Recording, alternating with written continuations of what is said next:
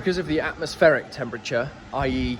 it's a hot day inside a tin barn, the beans have started to heat up a bit too much, so they're about 30 degrees at the moment. So we put the blowery thing, which I've explained about in the previous video, down into these beans instead. So here's a quick video of us doing that.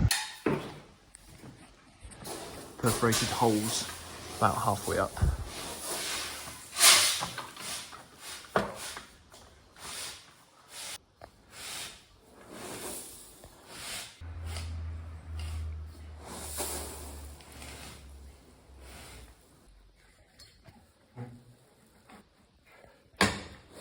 So I'm sure you're all really desperate to see how the sheep's going on. Got my Sainsbury's Fizzy Fangs here.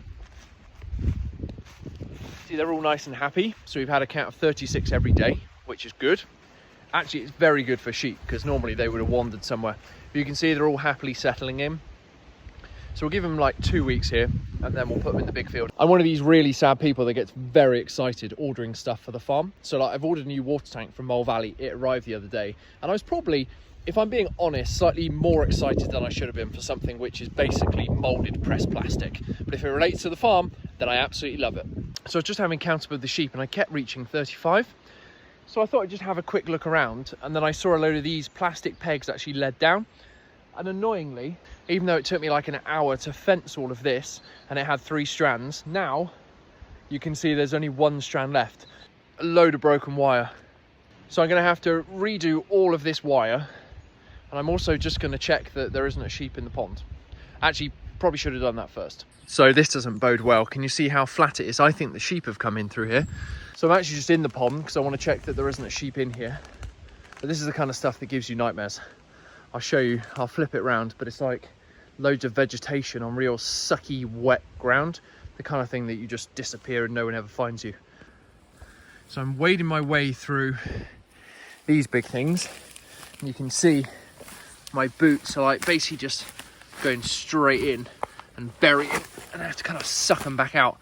So you could see, you could quite easily die in here.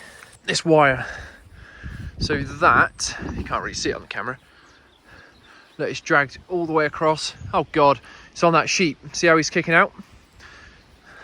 Right, I'm gonna have to go sort this. I reckon that was the one that was in the pond. Oh. So some might wonder why I'm actually recording this with a sheep here, but what I want to do is just promote the value of just checking your stock every single day. I've just come down, all my wire was down, and it seems like actually this sheep must have got its leg caught. So I'll flip the camera around and I'll show you what the situation is. This is nasty wire anyway. Let's get that from his neck. But look how this, annoyingly, has actually wound round his leg. Now I'm very fortunate. It looks like it's twisted, but it hasn't actually broke the skin. So I'm really thankful for that. But he was wanting to get away. I might actually have to cut this, you know. But I want, oh no, there we go. Oh, that's a successful story. So in some ways, I'm really glad it was around the leg instead of around his neck, for obvious reasons. But he's happy now, so I've got it off the leg. I can let him go. You know what will normally happen? I'm going to record this, I'm going to let him go, and he'll probably catch the same bundle of wire that I just got him out from, because that is sheep. Right, mate. Off you go. Oh my God, he genuinely caught the wire and started to take it away. My fault, I knew it was going to happen. That is a buzzard. Cool. So to stop them going in the pond, I'm definitely going to have to bring the fencer down. It basically delivers a very small electric zap, and I think if they need to learn their lessons so that they don't die by drowning, definitely got to put a fencer unit just across this piece so it can just run along here.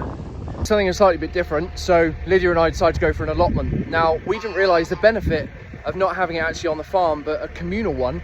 You get loads of seeds off other people, you get loads of plants, free water, free insurance. So it's actually really cool and it's so cheap. So we thought, why not snap this sort of thing up? Got the 7050 on the topper, and we're going to top all of this out now and hopefully clear the plot. It's a pretty big plot as well. I don't think I'm going to need RTK for this one.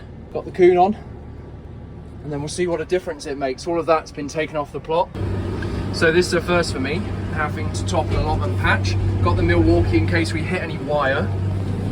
This is doing a really good job actually. It's eating through it. This is now what it looks like. Quite a massive hunk of metal.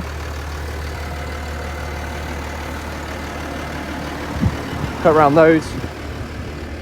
Bit of bark to scrape up. But I think we're ready to move out. So just finished. We're going to head back to the farm now. Beacon's on. I'm in the 8.2. We're going to go pick up the rotavator, back home, give it a quick grease, put the PTO shaft on. First we need to find a PTO shaft that we've got on the farm, and then I'm going to head over to the allotment plot. I'm going to do that, and then Lydia's out this afternoon, so I'm babysitting. So I've got our top link ball on. I'm probably going to splay these because I'm slightly worried that this will just pop straight through and it will come off. We pull this pin out, and that gives us float in the arms, and I pop this ball in which move freely, but I need this hammer because this, unfortunately, doesn't go as freely. I think it's bent or something because it does tap it out. Blimey, that was tight. You can see, doesn't look that bent, but must be. We get this ball, and we're going to pop that in there. Pull this pin out. That'll go like that. So really, the tractor's on a bit of a skew, but I'm hoping if it's light enough, it'll just pick it up. Oh, actually, it's nearly perfect because it picks up in like an arc. It's actually made it perfect on that side. So I'm just pressing this button. Remember what we do? Take these off, this comes out. So I'll take these legs up, and then we'll put the top link on. So this goes up, that comes out. This will come down, so we'll lower the machine till it meets that point. So, but I need two hands. It's just to extend this top link. So all you got to do is twist it, and it just screws out. But obviously you need, again, both hands for that. And there we go.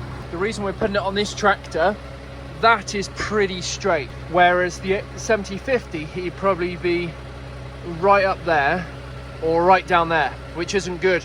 It puts too much play on these UJs in here. We've successfully grabbed the rotavator. So now I'm on my way back to the farm. We're going to grease it, put a new PTO shaft on it, and then I'm going to head over to the allotment. Anyone know why we put that piece of sticky tape on this shaft? So lower him down a bit.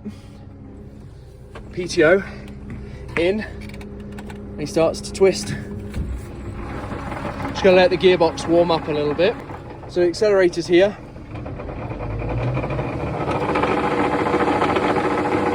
Shaking the tractor, so it must be out of balance a little bit. And this is what it looks like in operation.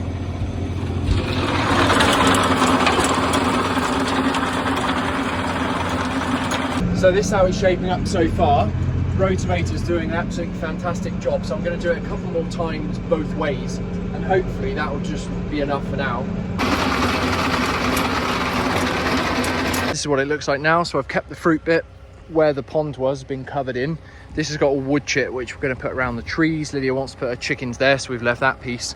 Downside of this machine, it creates like a big ridge wherever you start, so I've had to kick it all back in to make sure that we're following the line, you know, stuff like this. But I'm doing it now because it's really light. If it rains and sets, then it'll be an absolute nightmare to move. So it's gone down about 20 centimeters or so and created this really fine, nice tilth. So what will happen now, all the weeds will probably grow back up and take over, but we've got some kind of organic techniques, you know, putting cardboard, putting membrane down to try and stop it, because I don't think you're allowed to use a weed killer in here. And I think that's maybe like a guideline more than a rule, so we need to test that out. Look how lucky I am to be sorting this out. What a jumble. Oh no! It's not ideal, is it? That's the kind of thing that will fly out and kill you. So again, just on the private road, so it's the next day, just bringing the rotavator back up. So we've washed it all off, we've got all the wire out, and we've also sprayed it up with oil so that he can leave it outside, or he can put it in a shed without fear that it's going to deteriorate because it's quite rusty. So we just thought, you know, it's a really nice thing to do.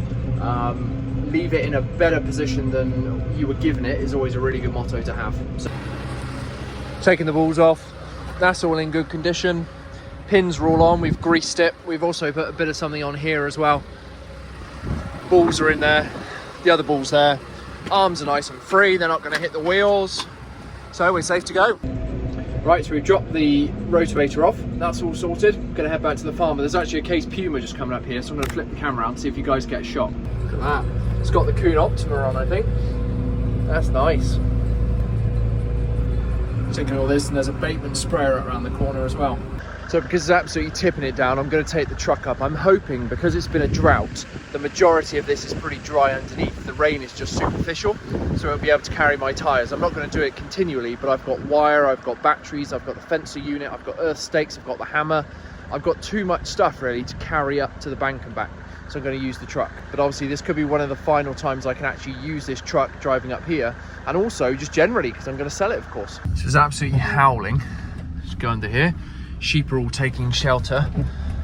Got a very simple plan. I'm going to fix the fencer, fix the wire, and bugger off home because it's going to tip it down. So that simple plan has not worked at all. So I've got two fences. Neither of them are actually making this fence kick, but I think it's the earth wire. I accidentally left the fencer unit on. When I pulled the earth out, I've got wet hands.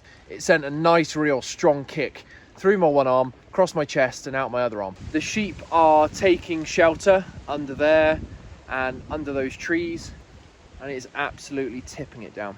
Lydia very kindly got me a very nice steak at home. I'm going to try and do this as quickly as I can and disappear, like most things on the farm. What should be a 10-minute job ends up being like a bloody hour job. Thank you so much for watching. I hope you enjoyed today. It was kind of a mashup really of 4 or 5 different videos that I'd recorded over the past couple of weeks, but wasn't really sure where they were going to go. Please do give it a big thumbs up. Please subscribe to my YouTube channel if you're enjoying the content, and I will see you in... Oh, brilliant. And I'll see you in the next one.